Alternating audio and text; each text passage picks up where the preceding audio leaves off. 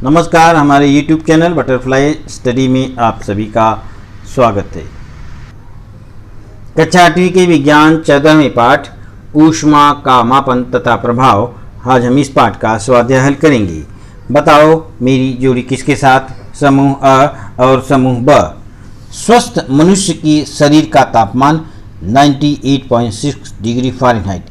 पानी का क्वथनांक 212 डिग्री फ़ारेनहाइट। कमरे का तापमान 296 केल्विन।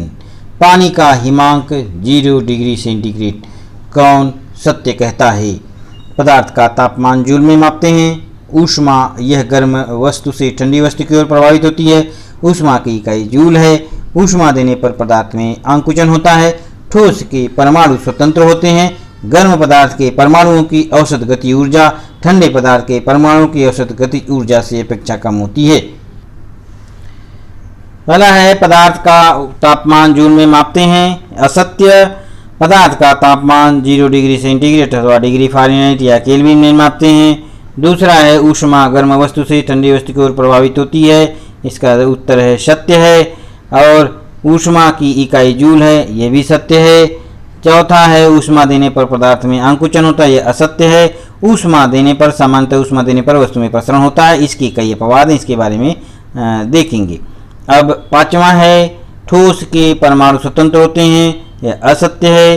ठोस के परमाणु उसमें परस्पर क्रियाशील बल से बंधे होते हैं। छठवां है गर्म पदार्थ के परमाणुओं की औसत गतिज ऊर्जा ठंडे पदार्थ के परमाणुओं की गतिज ऊर्जा की अपेक्षा कम होती है, यह असत्य है। गर्म पदार्थ के परमाणुओं की औसत गतिज ऊर्जा ठंडे पदार्थ के परमाणुओं की औसत गतिज ऊर्जा की अपेक्षा अधिक होती है। अगला प्रश्न है खोजोगे तो मिलेगा। तापमापी यह उपकरण तापमान मापने के लिए उपयोग में लाते हैं। ऊष्मा का मापन करने के लिए कैलोरी मापी इस उपकरण का उपयोग करते हैं। तापमान यह पदार्थ के परमाणुओं की औसत गतिज ऊर्जा की मात्रा होती है। किसी वस्तु की ऊष्मा यह उसके परमाणुओं के संपूर्ण गतिज ऊर्जा की मात्रा होती है। दूसरा है निशिगंधा ने चाय बनाने के लिए चाय के सभी घटक डालकर बर्तन और सौर चूल्हे पर रखा। शिवानी ने उसी प्रकार का बर्तन गैस पर रखा। किसकी चाय शीघ्र बनेगी और क्यों? इसका उत्तर है शिवानी की चाय शीघ्र बनेगी, कारण निश्चित समय में गैस से बर्तन को मिलने वाली ऊष्मा उसी कालावधि में सौर चूल्हे से बर्तन को मिलने वाली ऊष्मा की अपेक्षा बहुत अधिक होती है। तीसरे प्रश्न का पहला उप प्रश्न चिकित्सकीय प्रणाली। चिकित्सकीय तापमापी का संक्षेप में वर्णन करो। इसमें और प्रयोगशाला में उपयोगी तापमापी में क्या अंतर है? इसका उत्तर है चिकित्सकीय तापमापी अथवा ज्वारमापी ऊष्मा देने पर पारे में एक समान प्रसरण होता है। इसी सिद्धांत या पारे के इसी गुणधर्म का समान उपयोग करके यह उपकरण बनाया गया। अब इसकी रचना। चिकित्सकीय तापमापी व ज्वारमापी वास्तव में मोटी दीवार वाली कांच की एक केशिका नली होती है, जिसके आंतरिक खोखले भाग का व्यास सर्वत्र समान होता है। उसके निचले सिरे पर पतले कांच की घुंडी जैसी रचना होती है, जिसमें पारा भरा होता है।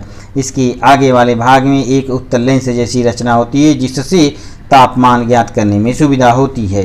यहाँ पे ये दिया गया है चिकित्सकीय तापमापी ज्वारमापी। घुंडी बल्ब से निकली हुई केशिका नली का भाग कुछ दूरी पर वक्राकार तथा संकीर्ण होता है। यहाँ पे देखिए वक्राकार संकीर्ण भाग होता है। इस संकीर्ण वक्र भाग के कारण ज्वारमापी के पारे अथवा अल्कोहल का धागा तापमान कम होने पर भी अपने आप नीचे नहीं आता। इस ज्वारमापी पर प्रायः 35 डिग्री सेंटीग्रेड से 42 डिग्री सेंटीग्रेड अथवा 95 डिग्री फ़ारेनहाइट से 108 डिग्री फ़ारेनहाइट तक के तापमान के चिन्ह बनाए गए होते हैं। ये निरोगी मनुष्य का तापमान दर्शाते हैं। ज्वारमापी का उपयोग करने अपने शरीर का तापमान मापने के लिए किया जाता है। प्रयोगशाला की तापमापी में ज्वारमापी की तरह वक्र भाग नहीं होता तथा इसकी तापमान मापने की सीमा ज्वारमापी की सीमा से अधिक होती है। ऊष्मा और तापमान में क्या अंतर है? उनकी लंबाई लिखो। पदार्थ के परमाणुओं की कुल गतिज ऊर्जा ही उस पदार्थ के ऊष्मा की मापक होती है। ऊष्मा का अधिक तापमान वाली वस्तु की ओर से कम तापमान वाली वस्तु की ओर प्रवाहित होती है। तापमान राशि ऊष्मा के स्थानांतरण की दिशा निश्चित करती है। किसी पदार्थ का तापमान दर्शाता है कि वह पदार्थ कितना गर्म है अथवा कितना ठंडा। वस्तु के परमाणुओं की औसत गतिज ऊर्जा उस वस्तु के तापमान का मापक होती है। अधिक तापमान का अर्थ अधिक ऊष्मा नहीं होता। मानो कि बर्तन ए में 90 डिग्री सेंटीग्रेड तापमान वाला 2 लीटर पानी है तथा बी में 91 डिग्री सेंटीग्रेड तापमान वाला 100 लीटर पानी है। यहाँ बर्तन बी के पानी का तापमान बर्तन ए के पानी के तापमान की अपेक्षा अधिक है, परंतु बर्तन ए के पानी की ऊष्मा बर्तन बी के पानी की ऊष्मा की अपेक्षा अधिक है। कैलोरी मापी की रचना आकृति के साथ स्पष्ट करो। यहाँ आकृति दिखाते हैं हम अभी।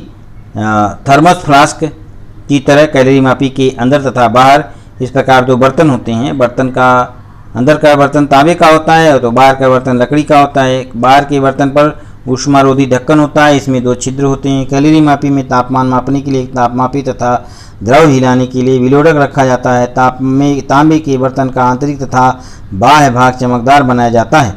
इस कारण कैलोरी मापी तथा बाहर के वातावरण में विकिरण के कारण होने वाली ऊष्मा की लेन देन कम से कम होती है।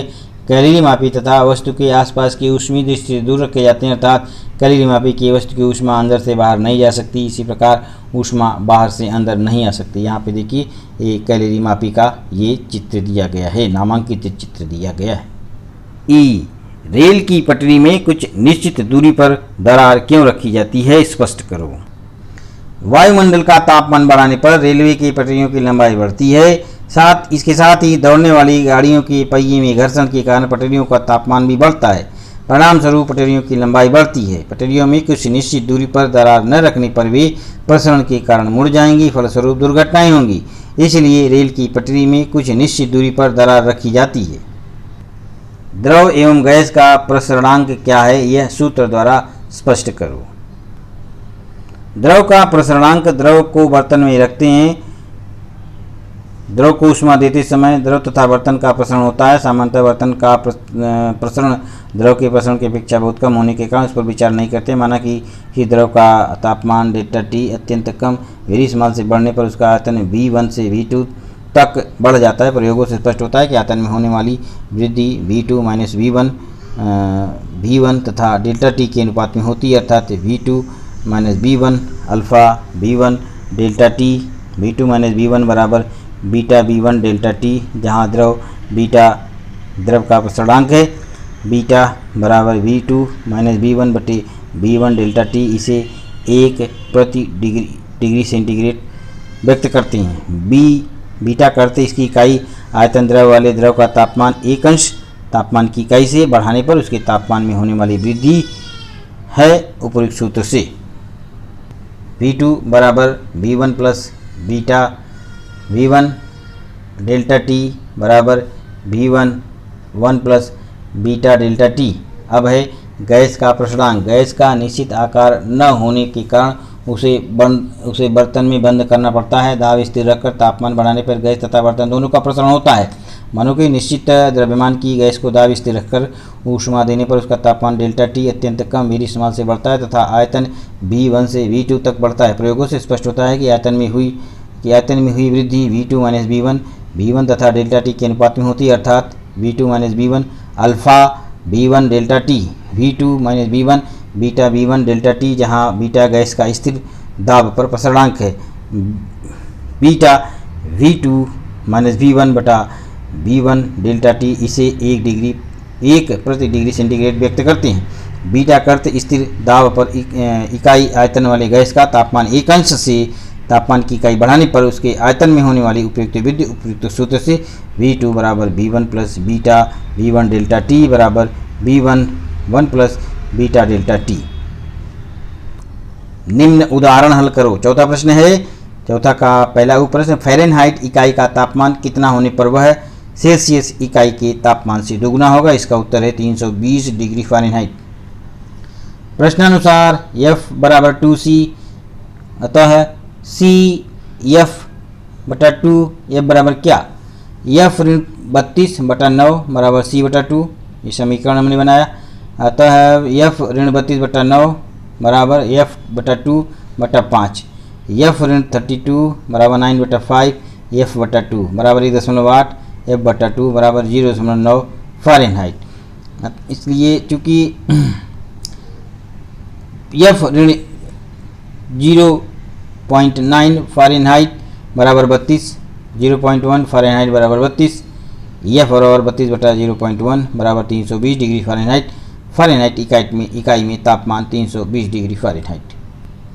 एक पुल 20 मीटर लंबाई वाली लोहे की छड़ों से तैयार किया गया है। तापमान 18 डिग्री होने पर दो छड़ों के बीच में 4 सेंटीमीटर का अंतर होता है, तो कितने तापमान तक वह पुल सुरक्षित रहेगा? उत्तर 35.40 degree centigrade.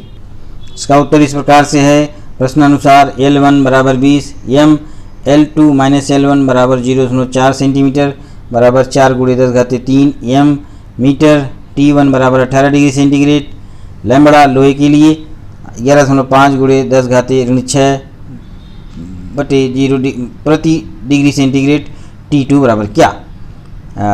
L1 minus L2 बराबर लैम्बडा L1 डेल्टा T, अतः डेल्टा T बराबर L2 माइनस L1 बटा लैम्बडा L1।